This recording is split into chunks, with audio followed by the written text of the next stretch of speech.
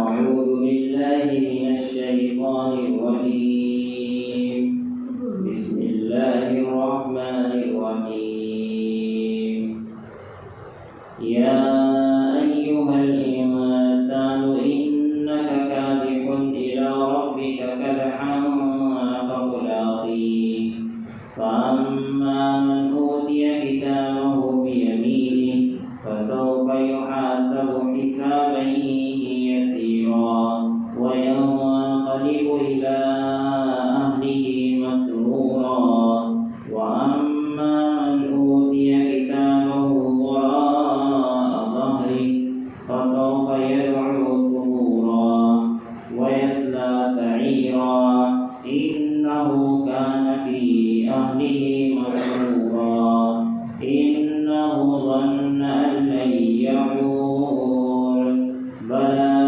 إن ربه كان به بصيرا صدق الله العظيم سبحانك لا علم لنا إلا ما علمتنا إنك أنت العليم الحكيم رب اشرح لي صدري ويسر لي أمري واحلل عقدة من لساني يفقهوا قولي بزرگان محترم اور عزیز دوستوں، حضرت مولانا ذوالفقار نقشبندی دامت برکاتہ ان کی ولادت 1 اپریل 1953 کو ہوئی اور آپ کی ولادت جھنگ میں ہوئی۔ تصوف کے 4 سلسلے ہیں: قادریہ، چشتیہ، سہروردیہ اور نقشبندیہ۔ نقشبندیہ سلسلہ حضرت ابوبکر صدیق رضی اللہ تعالیٰ عنہ سے ملتا ہے اور اس کے علاوہ تینوں سلسلے حضرت علی رضی اللہ تعالیٰ عنہ سے ملتے ہیں، اور چاروں سلسلے کے کوئی نہ کوئی بانی ہے۔ نقشبندی سلسلے کے بانی ہے شیخ بہاؤالدین نقشبندی رحمۃ اللہ علیہ۔ مولانا ذوالفقار رحمۃ اللہ علیہ دنیا کی مشہور معروف شخصیت ہے۔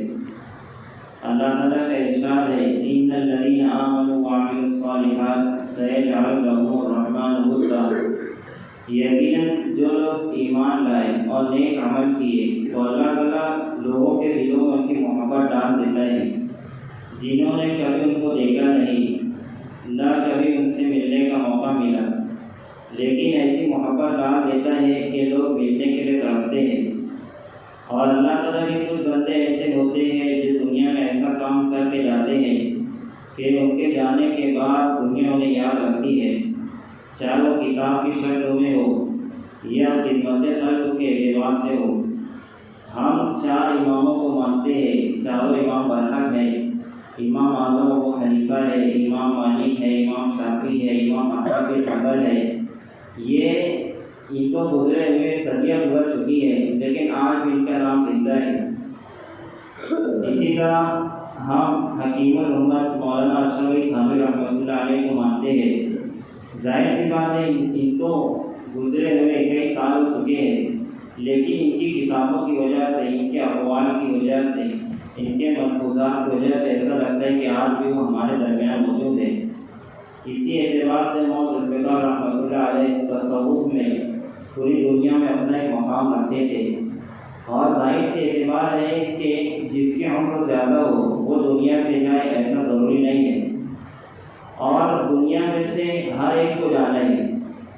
علماء فرماتے ہیں کہ ایک شخص تھا، اللہ تعالیٰ نے اس کو شہرت سے نوازا، وہ مسلمان نہیں تھا، تو اس کی تمنا یہ ہوئی کہ مجھے 150 سال یعنی 150 سال تک زندہ رہنا ہے، اور بہت مشہور شخص تھا اور اس کے پاس پیسے بھی بہت تھے، مالی اعتبار سے بہت مضبوط تھا۔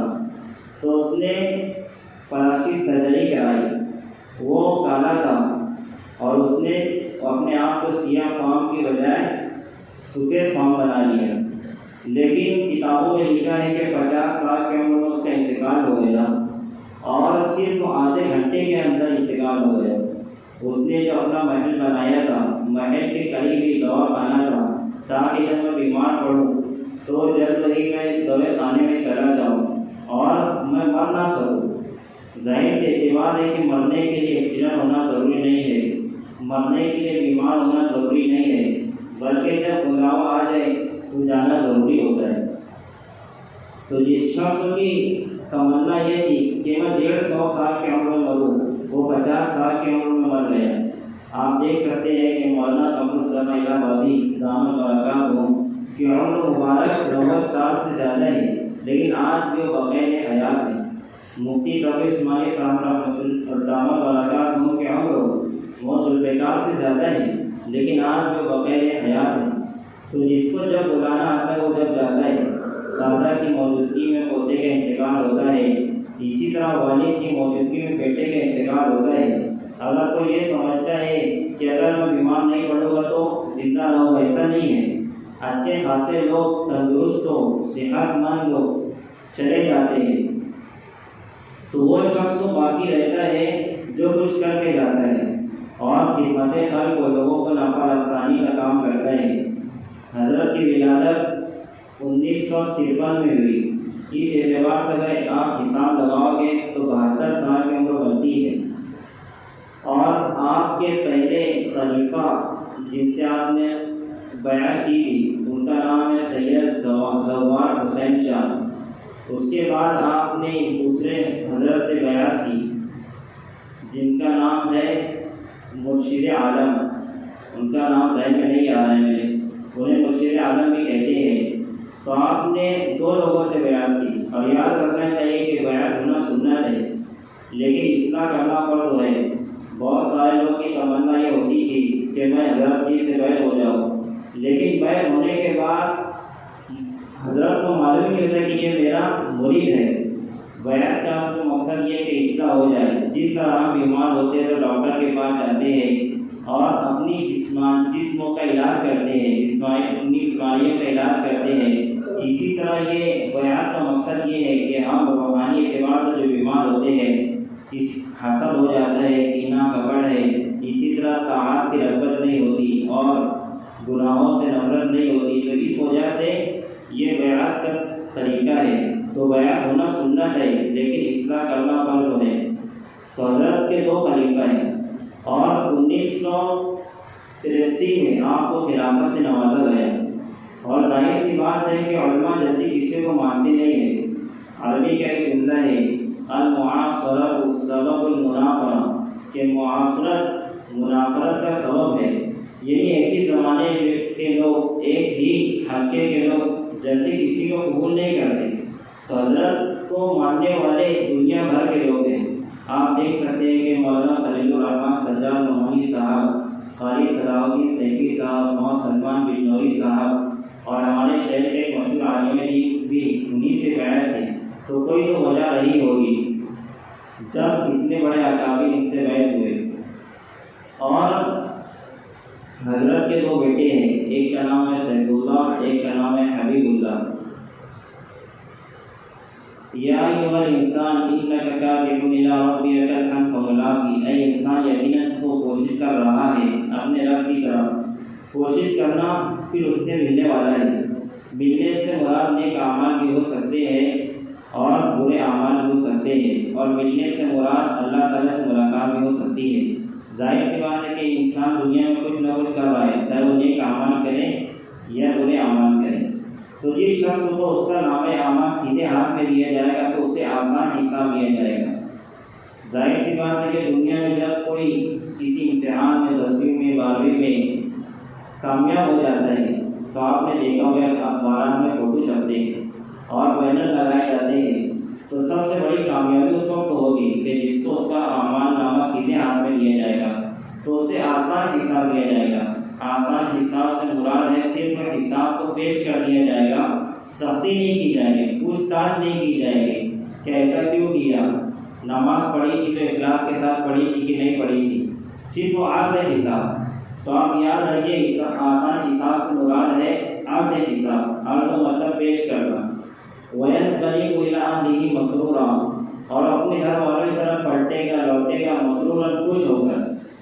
وَأَمَّا مَنْ أُوتِيَ كِتَابَهُ وَرَاءَ ظَهْرِهِ، اور رہا وہ شخص جس کو اس کا اعمال نامہ دیا جائے گا پشت کے پیچھے سے، فَسَوْفَ يَدْعُو ثُبُورًا، تو ہلاکت کو پکارے گا، موت کو پکارے گا۔ دنیا میں ایسا ہوتا ہے کہ انسان جب مصیبت سے دوچار ہوتا ہے تو خودکشی کر لیتا ہے، لیکن خودکشی مسئلے کا حل نہیں ہے، اور وہاں کی بات تو ایسی ہے کہ وہاں کسی کو موت بھی نہیں آئے گی۔ فَسَوْفَ يَدْعُو ثُبُورًا، تو موت کو پکارے گا، وَيَصْلَىٰ سَعِيرًا، اور جہنم میں داخل ہو جائے گا۔ اب تو گھبرا کے کہتے ہیں کہ مر جائیں گے، اب تو گھبرا کے یہ کہتے ہیں کہ مر جائیں گے، مر کے بھی چین نہ آیا تو کدھر جائے گا۔ إِنَّهُ كَانَ فِي أَهْلِهِ مَسْرُورًا، یقیناً وہ دنیا میں اپنے گھر والوں کو خوش تھا۔ إِنَّهُ ظَنَّ أَن لَّن يَحُورَ، اور یقیناً اس کا گمان یہ تھا کہ وہ واپس نہیں جائے گا، اس کا حساب کتاب نہیں ہوگا۔ کیوں نہیں؟ یقیناً اس کا پروردگار اس کو دیکھ رہا تھا۔ حضرت جی کی کئی کتابیں ہیں، خطبات فقیر ہیں، اور حضرت فرماتے ہیں کہ فقیر میں اپنے آپ کو اس لیے کہتا ہوں کہ فقیر اللہ تعالیٰ نے خود کہا ہے، یا ایھا الناس انتم الفقراء الی اللہ، کہ لوگوں تم سب کے سب فقیر ہو، تو اس لیے مجھے فقیر کہنا اچھا لگتا ہے۔ لیکن ایک بات یاد رکھنا چاہیے کہ جب کوئی اپنے آپ کو فقیر کہے تو دل سے فقیر کہے، صرف زبان سے نہیں۔ اگر آپ اپنے آپ کو فقیر کہتے ہو اور سامنے والا آپ کو فقیر کہہ دے تو آپ کو برا نہیں لگنا چاہیے۔ اگر برا لگے تو اس کا مطلب یہ ہے کہ آپ ظاہری اعتبار سے اپنے آپ کو فقیر کہہ رہے ہو، اور آپ کا مقصد یہ ہے کہ لوگ کہیں کہ دیکھو یہ اتنے بڑے عالم اور اپنے آپ کو فقیر کہہ رہے ہیں۔ تو حضرت کی کتاب بات فقیر اس کی 23 جلدیں ہیں۔ اسی طرح ایک کتاب ہے مکتوبات فقیر، اس میں بھی حضرت کے بہت ساری قیمتی الفاظ ہیں، اور حضرت کے جو کتابیں ہیں وہ بہت دلچسپ ہیں۔ ایک کتاب ہے سفر نامہ کوئی دور، میں کہاں کہاں نہ پہنچا تیری دین کی طرف میں، اور حضرت ہم نے کئی مرتبہ تذکرہ بھی کیا اپنے بیانات میں کہ سفر نامہ کوئی دور کا جب تذکرہ کیا، معراج کا تذکرہ کیا کہ معراج میں نبی صلی اللہ علیہ وسلم تشریف لے گئے تو اللہ تعالیٰ نے 5 نوازے دی آخر میں۔ اس وقت بھی ہم نے حضرت کا نام لے کر یہ بات نہیں کی کہ اس وقت تو اللہ تعالیٰ کی محبوبیت کے فضل و غلبہ تھا ہمارے نبی پر، کہ اس وقت تو 500 نمازیں دے دیتے تو ہمارے نبی قبول فرما لیتے۔ اسی طرح سفر نامہ کوئی دور حضرت نے بات بھی لکھی ہے کہ موسیٰ علیہ السلام نے نماز کم کرانے کی درخواست کی، وجہ اس کی یہ ہے کہ موسیٰ علیہ السلام کلیم اللہ تھے، اللہ تعالیٰ سے بات کیا کرتے تھے، تو جو بات کرتا ہے تو بات ہمیشہ آگے بڑھتی ہے، اس لیے بات منع کیا جاتا ہے نوجوانوں کو اور ہر شخص کو کہ کسی سے بھی بات نہ کرے، یعنی لڑکیوں سے بات نہ کرے۔ تو حضرت ہم نے کئی مرتبہ تذکرہ کیا۔ اسی طرح میں آپ کو بتانا چاہتا ہوں کہ زمانے طالب علمی میں میں جب دوسری جماعت میں تھا تو اس وقت میں نے حضرت کی تقریر کو نقل کیا سالانہ جلسے میں، تو کچھ لوگوں نے اس تقریر کو مجھ سے مانگا اور میں نے انہیں عطا کیا۔ تو حضرت سے یہ تعلق تھا، ظاہر سی بات ہے کہ جس سے تعلق ہوتا ہے تو اس کے جانے کے بعد اس کا ویسے کام ہوتا ہے۔ حضرت کی کتابیں بہت سارے اشعار ہیں، چند اشعار مجھے یاد آ رہے ہیں کہ سیرت اگر بری ہو تو صورت کو کیا کرے، سیرت اگر بری ہو تو صورت کو کیا کرے، آنکھوں میں کیا جچے گا جو دل سے اتر رہے گا۔ نہ تو زمین کے لیے ہے نہ آسمان کے لیے، یہ جہاں تیرے لیے ہے تو نہیں جہاں کے لیے۔